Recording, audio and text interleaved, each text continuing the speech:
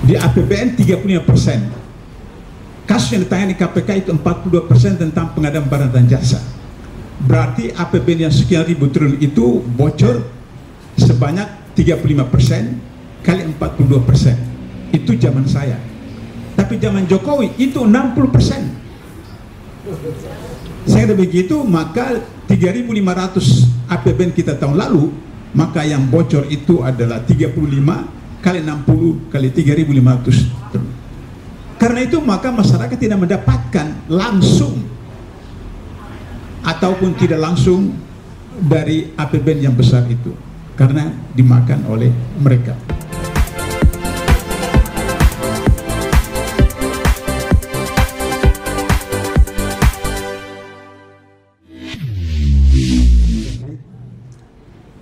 Yang pertama, Bapak Ibu, saya mengundang Saudara Refli Harun karena beliau itu adalah calon seknek yang saya siapkan ketika Anies Baswedan menjadi presiden. Karena beliau pakar hukum tata negara dan saya undang beberapa kali dalam acara-acara. Kalau Saudara Tamsilirum selain wakil ketua DPD, kenapa saya angkat beliau? Karena beliau pernah jadi ketua umum PBHMI MPO yang menolak asas tunggal pada zaman rezim Soeharto, dan beliau mulai karirnya dari penjual nasi uduk, mulai dari penjual nasi uduk sampai ke sekarang kemudian menjadi wakil ketua DPD. Itulah pertimbangan saya mengundang mereka berdua. Pertama dari buku saya ini adalah bahwa dalam teori ilmu negara disebutkan negara itu diakui oleh dunia, khusus PBB. Pertama ada wilayahnya, yang kedua ada rakyatnya, yang ketiga ada pemerintahnya, dan yang keempat ada konstitusinya. Maka dari 17 Agustus 45 sampai sekarang kita punya wilayah dari Sabang sampai Merauke. Kita punya rakyat 285 juta. Kita punya pemerintahan dari Soekarno, kemudian Sapri Bernegara, kemudian Soeharto, Habibie, kemudian Mega, SBY, Jokowi, baru sekarang Prabowo Subianto. Saya alhamdulillah baru 3 kali masuk sel, baru 1 kali masuk penjara. Masuk sel itu paling sedikit 3 hari, paling lambat 1 pekan. Penjara cuma sekitar 2 tahun saja. Sebenarnya saya sudah rindu juga untuk masuk penjara, makan penjara, tapi belum pernah dikasih kesempatan. Dari pengalaman itu kemudian saya harus hijrah 15 tahun di Malaysia. Dan kesimpulan saya dengan teman-teman yang muhajirin itu, bahwa Indonesia bisa diselamatkan jika korupsinya diberantas.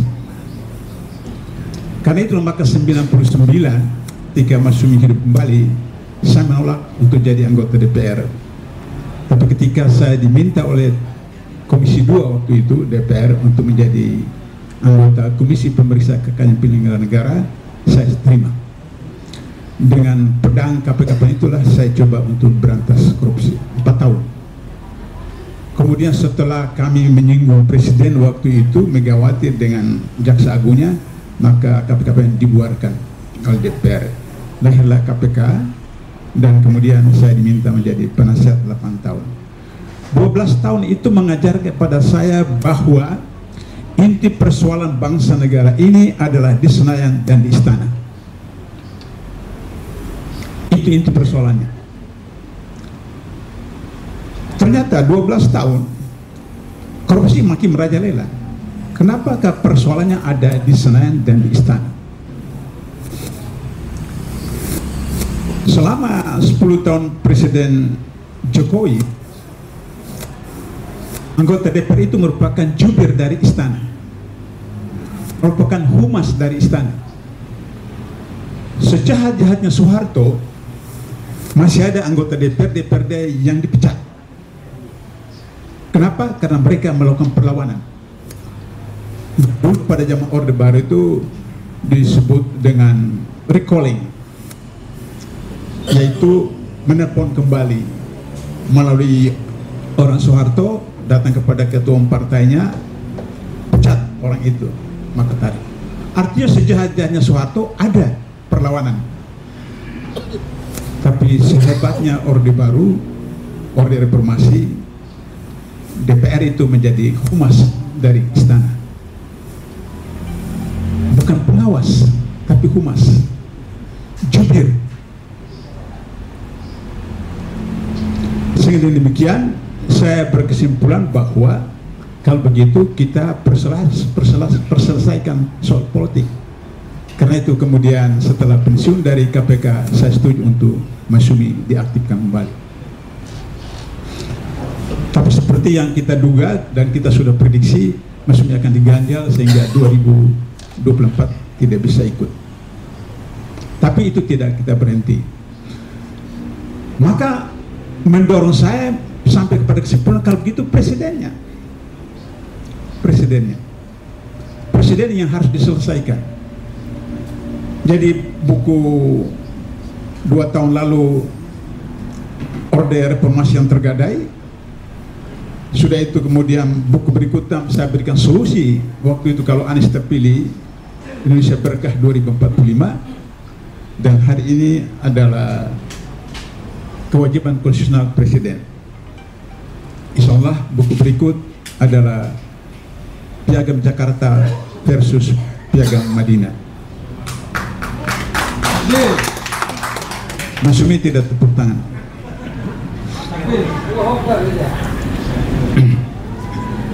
Nah, jadi oleh karena itu, kenapa saya sedang siapkan Piagam Jakarta versus Piagam Madinah? Karena ketika Dekret 5 Juli 59 Undang-Undang Dasar dikembalikan, dijiwai oleh Piagam Jakarta. Berarti secara konstitusional Piagam Jakarta itu sah, absah, resmi.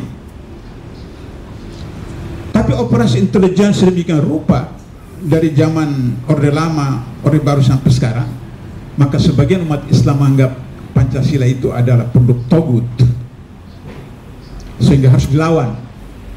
Maka terjebaklah dalam operasi intelijen sekian puluh tahun. Padahal dalam buku sebelumnya, dalam buku ini saya katakan 9 orang tim perumus Pancasila dan Undang-Undang 45, 9 orang itu 4 orang ulama, Haji Agus Salim, Kiai Haji Wahid Hasim, Abdul Kahar Muzakir, dan Adi Kusno. 4 orang ulama, sehingga tidak mungkin Undang-Undang Dasar 45 Pancasila itu bertentangan dengan syariat Islam. Bahkan sila ketiga, kerajaan yang tinggal hikmah kesembilan rakyat perwakilan, diusulkan oleh Haji Agus Salim. Dan saya konfirmasi kepada Pak Nasir, saya konfirmasi kepada Pak Sabrudin, konfirmasi kepada Pak Burhanuddin Harahap. Haji Agus Salim merujuk kepada kasus Umar Ibn Khattab ketika dalam keadaan luka parah, ditusuk ketika memimpin sholat. Para sahabat mengusulkan agar supaya Umar bin Khattab menunjuk anaknya Abdullah bin Umar untuk menjadi khalifah. Tapi Umar menolak. Umar menunjuk 6 orang formatur. 6 orang formatur itu berdasarkan kaidah awam syura bainahum, terpilih Utsman bin Affan. Itulah yang digunakan oleh Haji Agus Salim untuk memasukkan sila keempat. Di dalam buku ini saya bagi atas 4 bab. Bab pertama pendahuluan. Saya menjelaskan kenapa sebab-sebab kehancuran baik umat Islam maupun bangsa Indonesia pada umumnya, di mana kemudian berujung kepada presiden yang pada bab kedua saya jelaskan presiden tidak memahami filosofi dari sumpah jabatan, tidak memahami filosofi sumpah jabatan.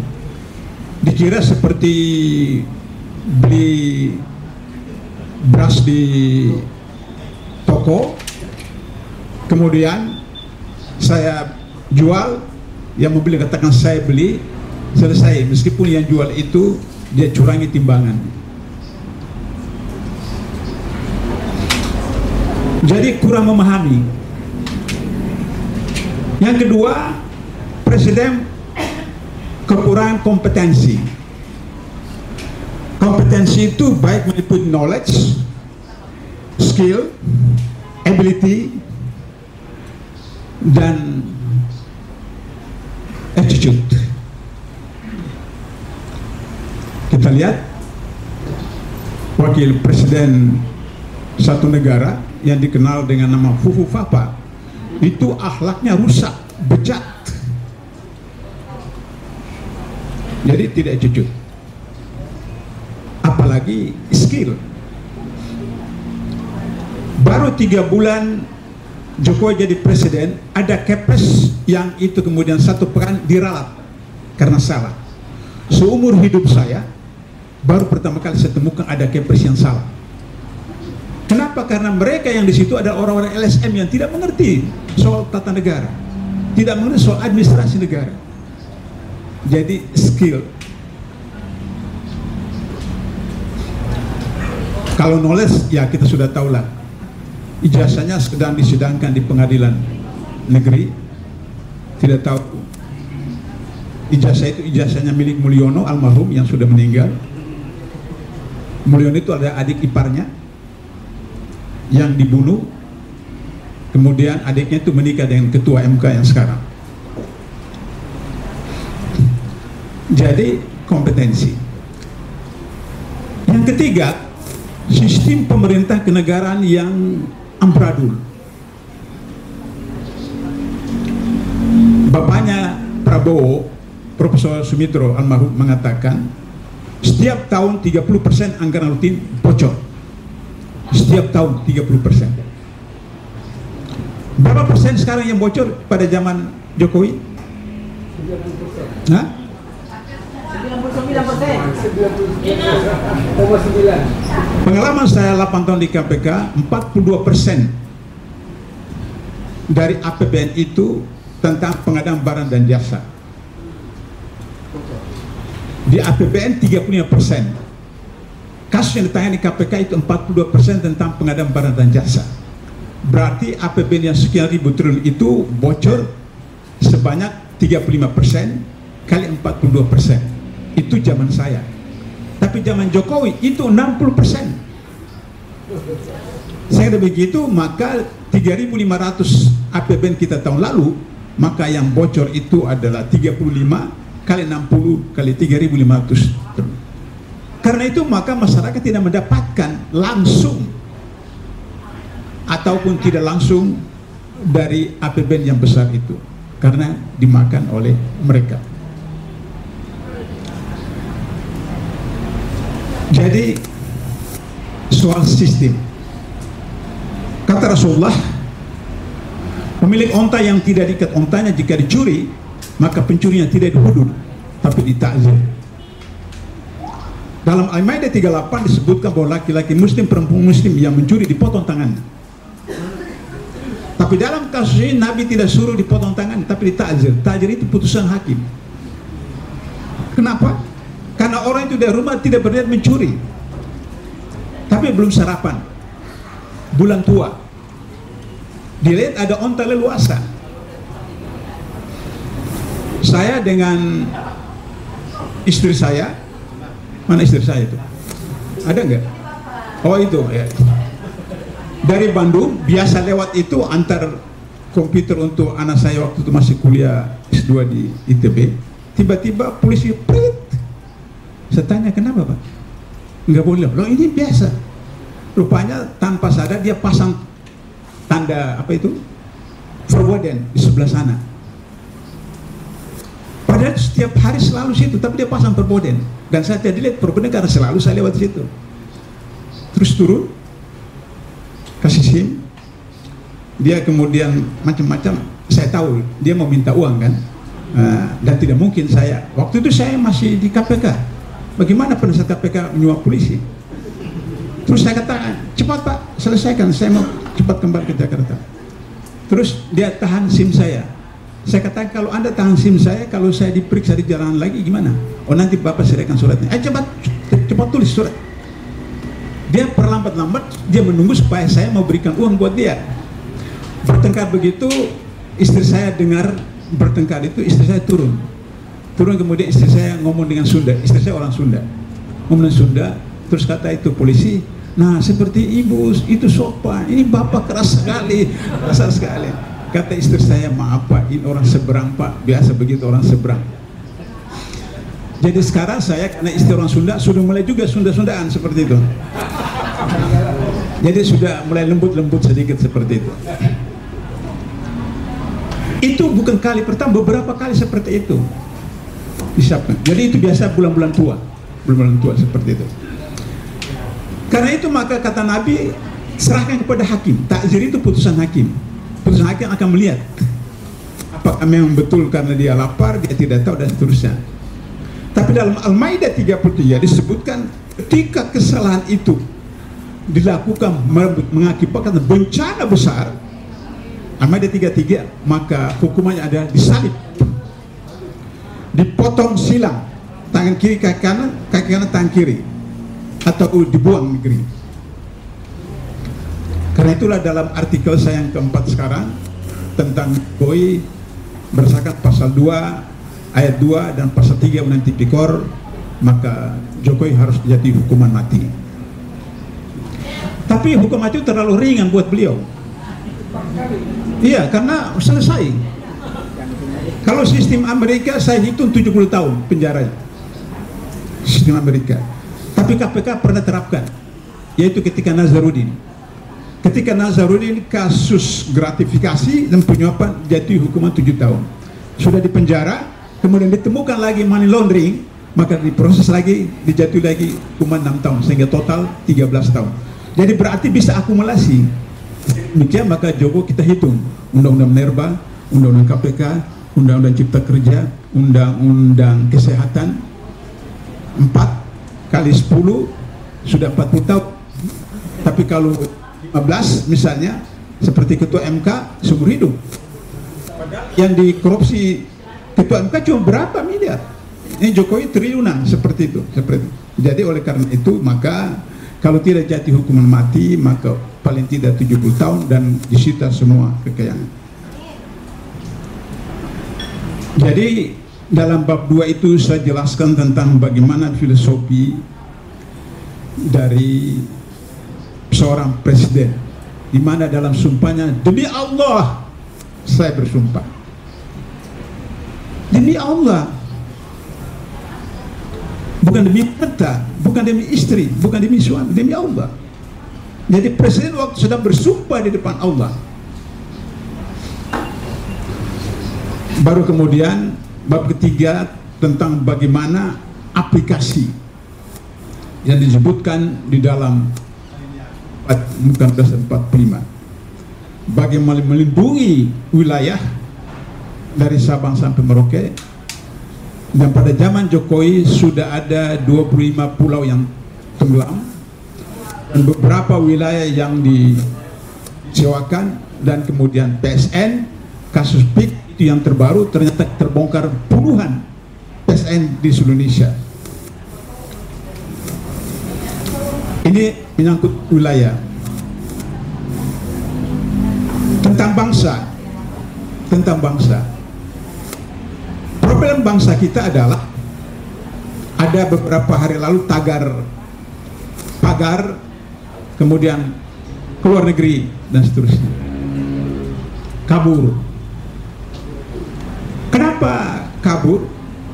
Karena rakyat Indonesia itu dianggap seperti sampah di Morowali dan lain-lain, pekerja dari Cina dan asing, sementara penduduk setempat itu miskin, atau kalau kerja gajinya mungkin sepertiga daripada gaji tenaga kerja Cina. Akhirnya kemudian banyak orang yang keluar negeri. Anak buah Habibie di PTPN Bandung itu semua diterima di Malaysia. kerja di sana. Kalau ibu beli apa ini, jagung buah, satu buah katakanlah Rp5.000, di Malaysia juga Rp5.000, ekvivalen berarti RM2, RM1,50. Tapi kalau ketika sudah jadi jagung rebus, maka di Malaysia mahal daripada Indonesia. Kenapa? Harga upah tenaga kerja itu dibayar mahal. Anak saya dosen di ITB, waktu baru kerja 5 tahun yang lalu, gajinya karena S3 itu 5 juta. Istrinya sama-sama lulusan S3, 0 pengalaman, jadi dosen di Malaysia 5 tahun lalu itu 30 juta. Jadi 5 juta berbanding 30 juta. Sekarang anak saya sudah lektor kepala jadi 10 juta. Jadi mungkin mantu saya itu sudah 40 atau 50 juta. Itu problem. Nah, sehingga dengan demikian maka rakyat tidak diperhatikan. Pada itu perintah dari alinea keempat muka 545. Maka program raksasa yang harus dilakukan presiden itu adalah pertama, mensejahterakan. Sejahtera itu tidak identik dengan nominal gaji. Kenapa? Karena ketua MK yang ditangkap KPK 10 tahun yang lalu, siapa namanya itu? Akil Mokhtar. Itu gajinya 10 tahun lalu yang kami tangkap, itu 100 juta satu bulan. Ada yang punya 100 juta setiap di rumah? 100 juta. Ini yang disebut dengan corruption by greedy, karena serakah. Jadi bukan nominalnya, tapi gaji itu mensejahterakan. Apakah 5 juta, apakah 10, tapi mensejahterakan. Sehingga dalam konsep buku ini saya katakan bahwa gaji karyawan, PNS, ASN atau swasta tidak dibayar 100%, tapi 75% dibayar tunai, 20% dikonversi. Dikonversi kemana? Pendidikan anaknya dari SD sampai universitas gratis, pendidikan keluarganya gratis, tidak ada BPJS. Saya 15 tahun di Malaysia tidak kenal BPJS. Sehingga dengan begitu maka bapak itu kerja tidak pikirkan tentang pendidikan anaknya dari mana, bagaimana kesehatan keluarganya, karena sudah terjamin. Maka mensejahtera. Kenapa? 100 juta, 50 juta buat ibu-ibu di sebelah ini, tapi bukan di sini, tempat lain. Sama saja. Pergi ke mall 2-3 hari, selesai, habis. 10, 20, 50, 30, habis. Apalagi dengan pola yang seperti sekarang. Jadi sejahtera. Kemudian yang kedua program raksasa adalah mencerdaskan bangsa. Ternyata program kita selama ini bukan mencerdaskan, tapi membodohkan. Kenapa? 1.500 orang yang ditangkap KPK dari 2004 sampai sekarang, 86% adalah sarjana. Ada S1, ada S2, ada S3, ada guru besar. Berarti secara statistik pendidikan nasional kita melahirkan koruptor. Itu fakta. 86% sarjana, mayoritas S2. Kenapa? Karena kurikulum, silabus pendidikan target tidak merujuk kepada wahyu pertama. Yang punya sekolah paling banyak di Indonesia itu Muhammadiyah. Karena perintah sampai tingkat provinsi, dia punya universitas. Muhammadiyah sampai di daerah, kabupaten, kota, bahkan luar negeri. Dan punya pesantren, ribuan pesantren. Tapi hasilnya seperti sekarang. Kenapa? Karena kurikulumnya 60-40 atau 50-50, bukan 100-100. Anak saya yang dosen ITB sekarang itu ketika sekolah di Malaysia itu 100-100. Dia insinyur tapi bisa baca kitab kuning. Saya tidak bisa baca kitab kuning. Anak saya itu insinyur, doktor, bisa baca kitab kuning karena kurikulumnya 100-100 dari pagi sampai sore. Silakan nanti merujuk kepada Al-Alaq ayat 1, bagaimana di sana silabus kurikulum target pendidikan.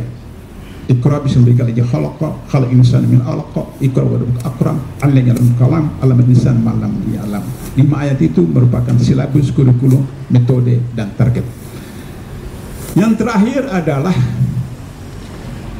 bagaimana menciptakan keadilan sosial bagi seluruh rakyat Indonesia. Ada yang kata kepada saya, Pak Abdullah, yang Pak Abdullah sampaikan itu kan Islam. Indonesia bukan negara Islam. Ya bukan. Indonesia bukan negara Islam, tapi Indonesia itu negara tauhid. Silahkan periksa. Sila pertama, ketuhanan yang Maha Esa, itu tauhid. Periksa pasal 29 ayat 1 Undang-Undang 45, negara berdasarkan atas ketuhanan yang Maha Esa. Ayat 2 disebutkan negara menjamin kebebasan setiap negara untuk melaksanakan agamanya dan melaksanakan ajaran agamanya itu. Sehingga demikian maka ada undang-undang haji, ada undang perkawinan, ada undang-undang sekian. Jadi kesalahan teman-teman pada zaman Jokowi itu adalah bahwa mereka menggunakan istilah undang-undang menggunakan istilah perda syariah. Itu keliru. Karena kata syariah itu sensitif kepada ibu Anda. Tapi mudah-mudahan karena ibu Anda itu sekarang lagi umroh, mudah-mudahan kembali sudah tobat tanah suha seperti itu. Sebutlah saja perda judi, perda miras, perda apa, dan tidak ada agama yang menolak. Tapi menggunakan perda syariah, kata syariah itu sensitif. Ada yang mengkritik saya, kenapa menggunakan Indonesia berkah bukan Indonesia emas? Dalam Mukadimah Undang-Undang 45 tidak ada kata emas, yang ada kata rahmat dan berkah, atas rahmat berkah Allah yang kuasa. Karena itu saya menggunakan Indonesia berkah 2045. Kalau Indonesia emas 2045 bisa menjadi Indonesia cemas, dan itu berbahaya. Itulah inti dari buku saya, bab terakhir itu penutup dan simpulan, itu bisa dibaca bagaimana agar supaya terjadi beberapa perubahan hal. Saya dengan saudara Red ini berbeda dalam hal kembali ke Undang-Undang 45. Beliau menganggap berbahaya kembali ke Undang-Undang 45 asli. Saya paham itu. Oleh karena itu maka kenapa sebagian menolak, karena nanti tidak ada KPK, nanti kemudian presiden seumur hidup dan seterusnya. Bisa kita lakukan apa yang disebut dengan adendum. Jadi kembali Undang-Undang 45 yang asli dengan adendum hal-hal tertentu. Kalau menurut Islam, khalifah tidak dibatasi masa jabatannya. Abu Bakar sampai meninggal, Umar sampai meninggal, Utsman sampai meninggal, Ali sampai meninggal. Jadi kalau misalnya baru dilantik 100 hari, Prabowo sekarang 100 hari lebih, kalau melanggar konstitusi bisa dilaksanakan menurut Islam. Tidak perlu tunggu 5 tahun. Baru 100 hari melanggar konstitusi bisa dilaksanakan. Sebaliknya kalau 5 tahun tidak melanggar konstitusi bisa kemudian dipilih kembali seperti itu. Nah, oleh karena itu maka bagi saya kembali ke Undang-Undang 45 dengan adendum, hal-hal apa yang selama ini dianggap itu krusial di Undang-Undang 45 ditambahkan. Kalau yang Undang-Undang Dasar 2002 itu bukan amandemen, itu pembongkaran. Habis filosofi daripada Pondok Padas kita itu hilang. Oleh karena itu kembali dengan adendum. Sehingga begitu mudah-mudahan 2049 kalau saya dengan Pak Abbas masih hidup ya, maka kemudian Mas Sumi bisa ikut pemilu dan yang ada di sini jadi caleg DPR pusat, DPRD provinsi, kabupaten. Tapi jangan lupa Saudara Repul Harun tetap calon seknek. Ya seperti itu. Tapi Bapak Ibu harus ikut LK1, LK2, LK3 di bawah koordinasi Ustadz Adnin. Selepas itu baru ikut KIM yang dilakukan oleh Majelis Suro. KIM itu adalah Kadin Inti Masyumi. Kalau di pemerintahan ada Lemhanas Kim ini akan menentukan seseorang bisa jadi pejabat publik dari Masyumi atau tidak, itu di Kim. Barangkali itu yang bisa saya sampaikan untuk mendapat respons dari Pak Lever Harun, dan kemudian nanti menyusul Saudara Tamsil karena harus menghadiri acara Gerindra di Ambalang sehingga beliau terlambat datang. Nanti kemudian dilempar kepada diskusi. Terima kasih.